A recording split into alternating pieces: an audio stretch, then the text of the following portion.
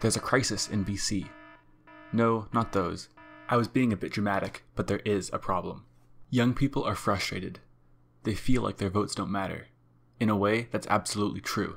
71% of British Columbians aged 18 to 34 support proportional representation, but they are the least likely group to vote in the referendum. Hold on, proportional representation? What referendum? Well, I'm glad you asked. In October 2018, British Columbia will hold a referendum to change the voting system we use for provincial elections. This is a big deal. The system we use determines how the votes are counted and who will go on to represent us in the legislature in Victoria. Before I explain more, I need to define a few words.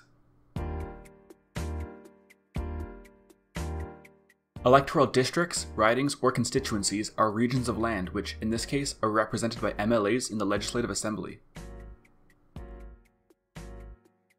Okay, so BC is split up into a bunch of pieces. Each piece has a guy. Yes, you have a guy. This guy goes to Victoria to talk to the other guys about politics. They're supposed to represent your piece of BC, which is called an electoral district, riding, or constituency. These guys are actually called MLAs, which stands for Member of the Legislative Assembly. Popular vote is the total number or percentage of votes received by a party. This is an important distinction to make because the popular vote does not always correlate with the distribution of seats in the legislature. This is a real example from Quebec. You can clearly see that the percentage of votes on the left and the actual representation in the legislature on the right do not match at all. Quick aside to illustrate how popular vote doesn't always determine the outcome. In the 2016 American election, Hillary Clinton actually won more votes than Donald Trump, but ultimately lost because of the system they use in America.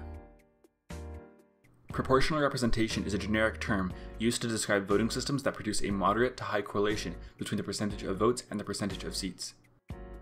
In other words, what we vote for is what we get. Okay, now I can explain the current system and why it needs to change. The current system is called Firstpastthepost. This system is actually very simple, and it seems to make sense. Whoever gets the most votes wins. This might sound fair at first, but when we look deeper, we realize it isn't. We need to remember that this vote is happening in every electoral district at the same time. When a candidate gets the majority of seats in their district, all the other votes in that district play no role in determining the seats in Victoria. This means that while one party could have performed better over the whole province, a completely different party could get more seats, winning the election. This isn't some faraway exaggerated possibility either. Since 1956, only one majority government in BC was supported by over 50% of the voters. In 1996, the BC Liberals got the highest popular vote, but the NDP won full power. In 2001, the Liberals won 57% of the vote, and 77 out of the 79 seats.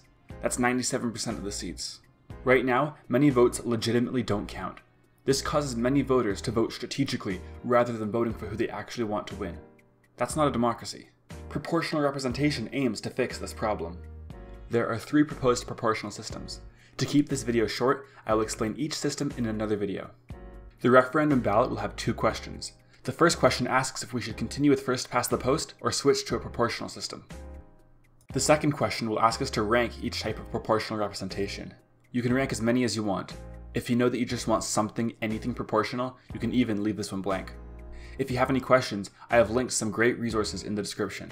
Getting the system right the first time is really important. After 2 elections with proportional representation, there will be another referendum to determine if BC wants to switch back to Firstpastthepost. You can vote if you are a Canadian citizen, are 18 years or older, and have been a resident of BC for at least 6 months. This referendum is happening through the mail. Register to vote, or ensure your info is up to date at elections.bc.ca/ovr or by calling this number. The packages will arrive in the mail between October 22nd and November 2nd, 2018. Thanks for watching.